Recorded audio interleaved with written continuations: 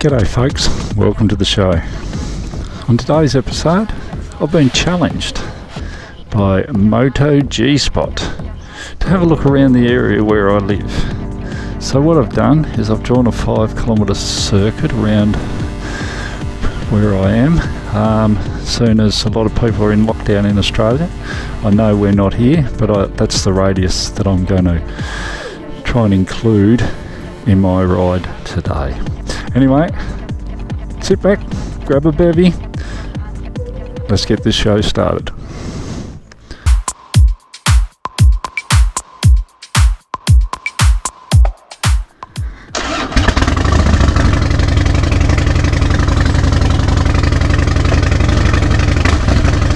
Let's go. So firstly, I guess I should thank G for the nomination. Appreciate it. Not. But anyway, so for those of you that don't know, I'm Big Bert and I live in Launceston, Tasmania. This is only a small little city, I guess you'd say, up in the Prospect and surrounds area. So there's not that much to see here locally, up past, I guess, the hub, the complex of the area. So there's some shops and salons, chemists, post office. What else? Pub. Can't forget the pub. Fish and chip shop or takeaway shop. A couple of high schools, a public school and a private Catholic school.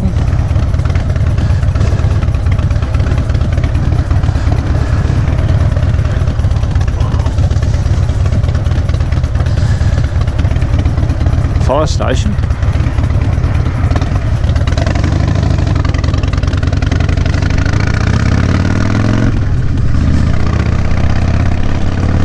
There's what we call the old Tudor complex. There's a few takeaway places, a dentist, an IGA supermarket. Like I say, there's not a lot here, so I'm sort of grabbing at straws. The old Tudor hotel.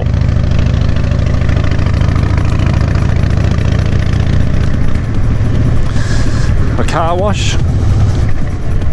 Gets pretty busy in there.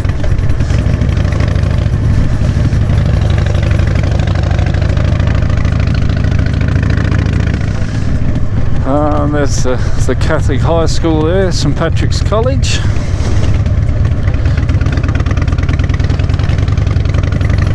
Definitely not the school that I used to go to, even though I went to that school. It's very different.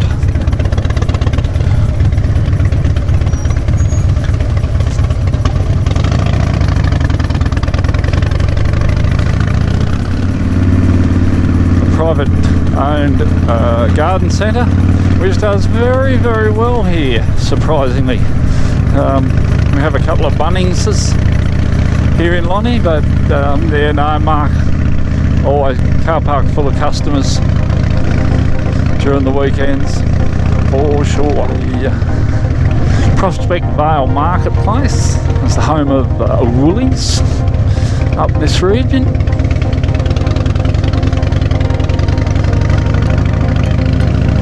Couple of service stations, bottle shop of course, the old BWS.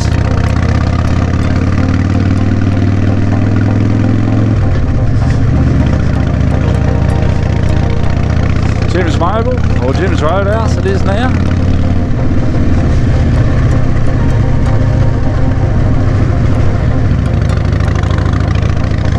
Must have banged that mirror, dang it. Got that in there for you, Cody, if you're watching.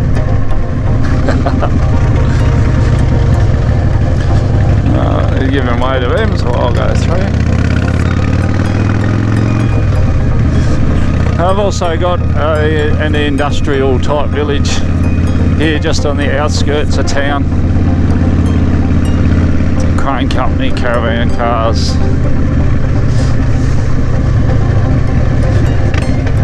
But I really couldn't take you for a ride around on the bike, especially when it's in the radius.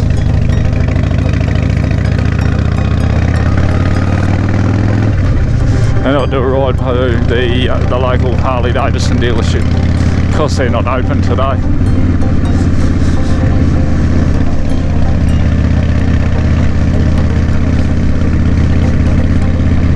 Probably set all Simon's alarms off, but that's on Simon.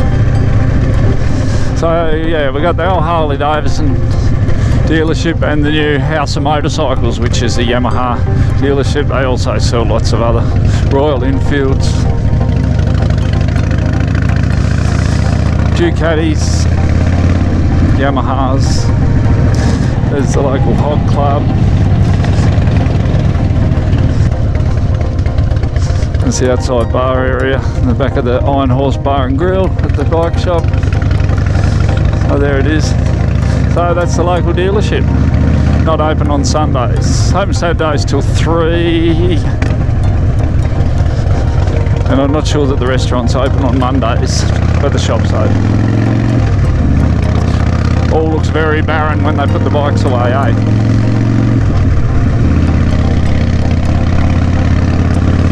So we loop back and head back the other way. There's a standout thing in the region where I live is the first ever hydro system is in the area where I live. So can't do a tour and not take you there. But that'll be the I guess the centrepiece for this ride. Pretty busy area on a Sunday and people do their shopping. Got the regional fire brigade here on the corner. Here on the roundabout, Prospect Fish and Chips, as she's there. Always good food. Great staff. Again, it's just a suburban cluster of businesses that feeds this area, or services this area.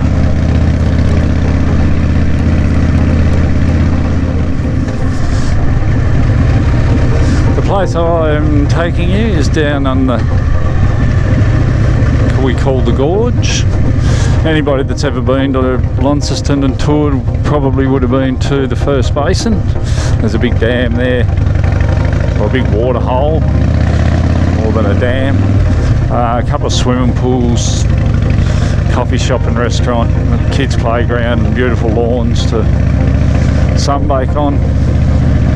And this is all within the 5 kilometre region of where I live. So we're just driving along the Gorge, or Denison Road it's called. And you should be able to see bits and pieces of the river. It is in flood at the moment. When it's not in flood, it's really quite picturesque and gin clear waters and quite beautiful, but not to be today. I'm sure if you've seen any more than a dozen of my videos, you'd have seen me on this road on 2, if not 3 of those rides.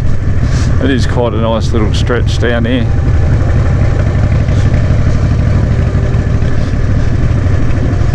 Loop this way on the way home quite often to get off the main drags. But instead of going home, we'll go this way. Fairly narrow-gutted little road. Takes us up to the power station and the old bluestone buildings that once serviced the staff here. Them old buildings have all been renovated. Well, I'm assuming they've all been renovated. There's people living in them. You'd like to think that they're still not in the same repair as what they were in back in the day. There's always a few cars up here, as there is today again. There's a lot of walking tracks and running tracks up through here, so it does get quite frequently visited. Oh, this isn't a good sign when the meat wagon's up.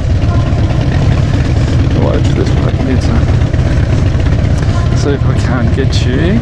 It's the old bluestone buildings. The people are now living in that used to start those that lived here.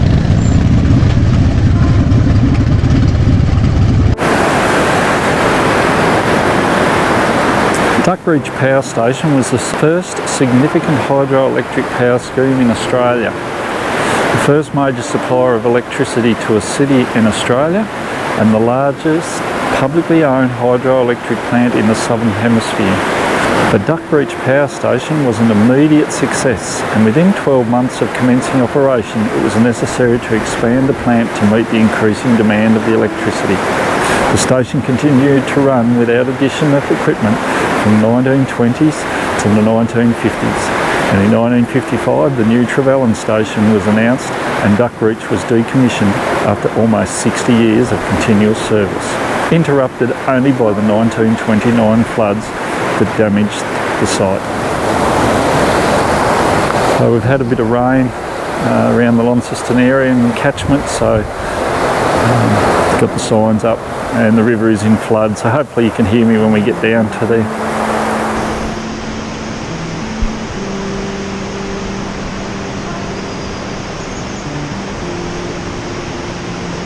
And if nothing else, G, walking down these stairs gives you a bit of exercise, mate. I don't know whether you can hear that or not through the microphone, but the closer we get to the river, the louder it gets, and it is fairly churning through. So hopefully you can still hear me, but it's quite sight. And this is upriver. Those of you that have been to Launceston and been to Duckridge, we're at Duckridge, you muppet, that have been to the First Basin, which is a beautiful picnicking spot here in Launceston with the lake and some swimming pools. This is upriver from there, about a kilometre and a half, 2 k's. Welcome to the Duckridge Power Station.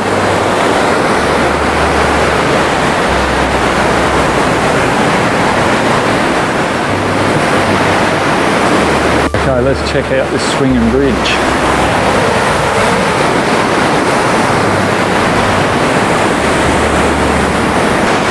That's not too bad, I guess. If you're afraid of heights, you won't go much on this.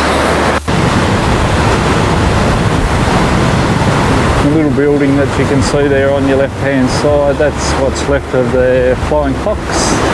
They used to bring all the gear backwards and forwards up the hill where we just come from to do maintenance, repairs and such. This is the working mechanisms from the Flying Fox, and as you can see they anchored everything straight into the rock that was already here.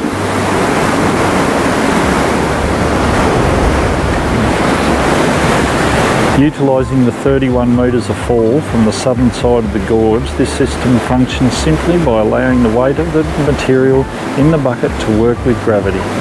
As full buckets rolled down from the southern side, empty buckets were pulled up this side to continue operation. The journey across the 107 metre span of the gorge took around 10 seconds. At the time of construction in 1895, the Duckridge Power Station was situated above the highest known water level of the South Esk River. However, the unpredicted 1929 flood broke all records and the station was destroyed by the force of the floodwaters. We've left a couple of turbines here. As you can see, the gravity fed the water down into the turbines, which spun the turbine and then generated the electricity. Pretty basic.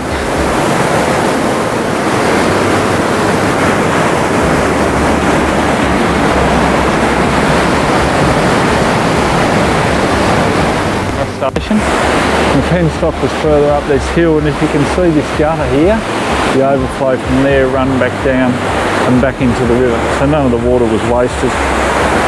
Clean and green here in Tassie. These photos show the plant in operation and then the destruction left in the 1929 floods. As you can see, it tore the place apart. It built turbines after the flood.